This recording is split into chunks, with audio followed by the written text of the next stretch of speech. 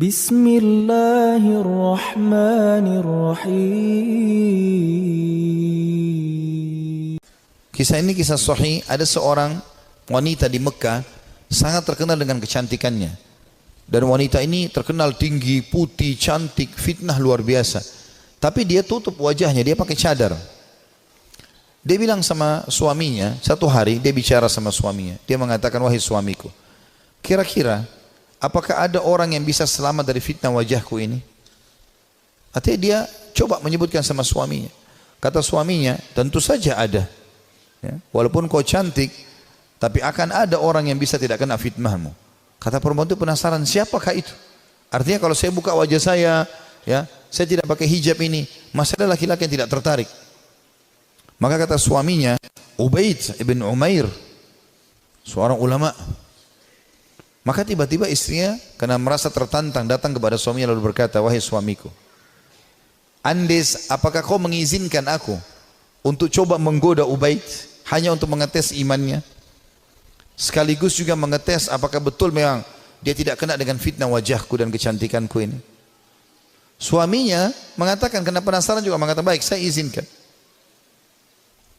Maka wanita ini pergi ke Masjid Haram. Ini Ubaid ini punya majelis ta'lim, ya, di Masjid Haram, ulama besar.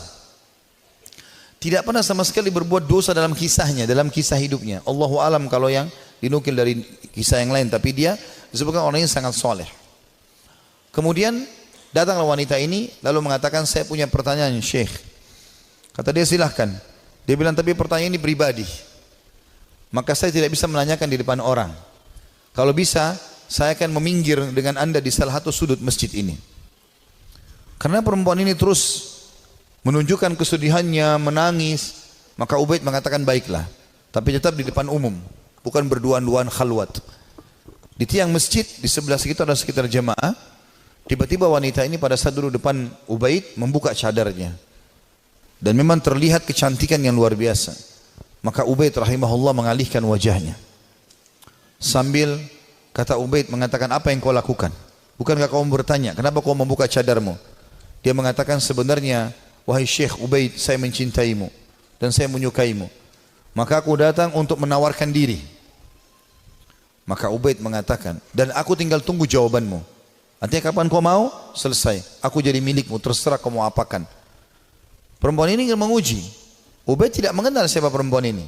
Subhanallah, dia mengatakan, saya akan jawab pertanyaanmu itu kalau kau menjawab 5 pertanyaanku. Kata Ubaid rahimahullah, tapi sambil buang muka, enggak dilihat ke wajah wanita ini. Wanita tersebut menggambarkan Ubaid tidak melihat sedikit pun ke wajahku. Padahal wanita ini depan matanya dan sangat cantik. Maka kata wanita tersebut, tanyalah.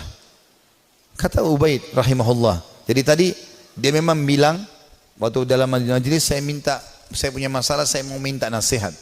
Padahal dia cuma mau berbohong wanita ini, tapi hanya mendapatkan nasihat yang benar. Apa kata Ubaid rahimahullah? Andai saja bertepatan pada saat sekarang malaikat maut datang ingin mencabut ruhmu, apakah kau akan menawarkan hal yang sama padaku? Kalau memang kau sedang berhadapan dengan malaikat maut? Kata wanita tersebut, tentu tidak.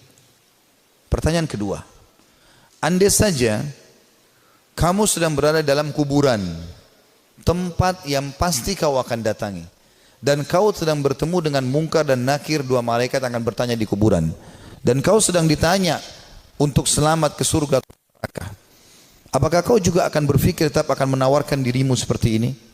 Dia mengatakan tidak. Yang ketiga, seandainya kau sedang berada bersama aku di padang mahsyar, kemudian buku-buku amal sedang berterbangan, dan kau tidak tahu apakah kau akan terima dengan tangan kanan atau tangan kiri. Tangan kanan akan selamat ke surga, tangan kiri akan masuk ke neraka.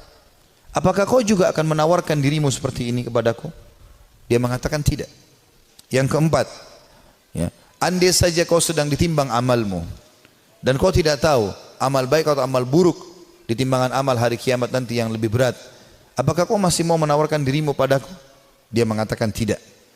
Lalu kemudian pertanyaan terakhir yang kelima, andai saja kau sedang diminta pertanggungjawaban oleh Allah tentang kecantikanmu ini, tentang keadaanmu, ya, kelebihan-kelebihan nikmat yang Allah berikan kepadamu ini, Apakah kau juga akan mengatakan kepada Allah, aku sempat menawarkan ini kepada Ubaid? Maka dia mengatakan tidak. Maka Ubaid pun mengatakan rahimahullah, kalau gitu bertakwalah kepada Allah dan jagalah dirimu serta nikmat Allah yang ada padamu. Maka tiba-tiba perempuan tersebut menangis terisak-isak. Lalu kata Ubaid, pulanglah. Lalu Ubaid berdiri tanpa melihat sedikit pun ke wajah wanita tersebut. Setelah dia pergi, wanita itu pulang ke rumahnya. Suaminya sudah menunggunya, ingin mengetahui berita apa yang ada sebenarnya. Maka setelah dia pulang, suaminya kaget melihat matanya merah, menangis. Kata suaminya, apa yang terjadi wahai istriku? Dia mengatakan, sungguh aku akan binasa wahai suamiku. Aku tadinya niat ingin bermaksiat kepada Allah, Allah meluruskanku justru melalui Ubaid. Dan sungguh Ubaid adalah orang saleh. Dan semenjak hari itu perempuan itu tidak pernah dandan lagi sama sekali sampai ajal datang menjemputnya. Teman-teman sekalian, orang yang saleh, orang yang tulus kepada Allah subhanahu wa ta'ala, memang orang-orang yang justru tidak mudah tergoda. Kalau antum hanya sekedar dengan godaan sedikit mudah tergoda, itu masih orang biasa. Tapi kita harus menjadi orang yang luar biasa memang. Tidak boleh mudah tergoda. Allah subhanahu wa ta'ala menyebutkan tentang ahli surga di dalam firman-Nya pada saat mereka masuk ke dalam surga nantinya di hari kiamat. Itu disebutkan malaikat akan masuk dari semua pintu-pintu istana mereka dan mereka akan berkata para malaikat, salamun alaikum bima sabartum fa ni'ma uqbad dar. Selamat buat kalian, keselamatan buat kalian atas kesabaran kalian, dan ini sebaik-baik tempat untuk kembali, surga maksudnya. Kata ulama tafsir, yang dimaksud dengan makna malaikat akan berkata, ya, selamat atas keselamatan, atas kesabaran kalian, karena mereka sabar dalam 3 hal. Ini butuh kesabaran teman-teman sekalian. Yang pertama, sabar dalam mengerjakan ketaatan, untuk bangun sholat, untuk tutup aurat, mencari pendapatan halal, ya, itu semua butuh kesabaran. Duduk di majelis ilmu seperti ini butuh kesabaran. Bangun sholat malam butuh kesabaran. Bersedekah padahal kita butuh kesabaran. Berbakti dengan orang tua yang sudah sangat tua butuh kesabaran. Konsisten dengan kejujuran butuh kesabaran. Perjuangan semuanya butuh sabar. Ini sebab masuk surga karena kesabaran. Yang kedua, sabar dalam menolak kemaksiatan. Jadi semua kita di sini yang hadir punya peluang berzina, punya peluang berbohong, punya peluang melakukan semua dosa. Bukankah sekarang di zaman kita fitnahnya sangat besar? Di handphone kita bisa masuk penawaran zina dengan sangat mudah. Bukankah sangat mudah kita untuk riba, menipu, mencuri, apa saja? Tapi subhanallah butuh kesabaran. Sabar dalam meninggalkan kemaksiatan. Sabar. Dan kata ulama, beda pahalanya antara orang yang meninggalkan maksiat karena dia tidak punya peluang. Misal dia cuma sepintas lihat spanduk ajakan untuk ke diskotik, atau dia ada penawaran apa, lalu dia bilang, ya saya nggak suka, cuma sebatas itu. Beda pahalanya dengan orang yang sedang bergejolak godaan yang luar biasa. Jadi misalnya memang lagi ada lawan jenis yang mengganggu dia, kemudian dia bergejolak juga ingin mengikuti hawa nafsunya, itu beda pahalanya.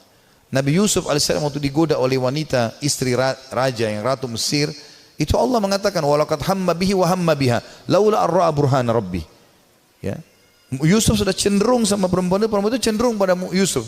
Artinya Nabi Yusuf alaihissalam manusiawi, tapi beliau coba berusaha menghindar, sabar, menghindar terus sampai akhirnya Allah SWT berikan tanda-tandanya, akhirnya selamat dari godaan tersebut. Gitu kan. Artinya kesabaran di sini butuh ekstra pada saat ada peluang untuk berbuat dosa itu. Dan yang ketiga, sabar dengan cobaan harian. Sabar dengan cobaan harian. Dan ini yang kita sampaikan teman-teman sekalian, mudah-mudahan bisa diambil manfaatnya. Kalau ada benar dari Allah, kalau ada salah dari saya mohon dimaafkan. Subhanakallahumma bihamdika asyhadu an la ilaha illa anta astaghfiruka wa atubu ilaik. Wassalamualaikum warahmatullahi wabarakatuh.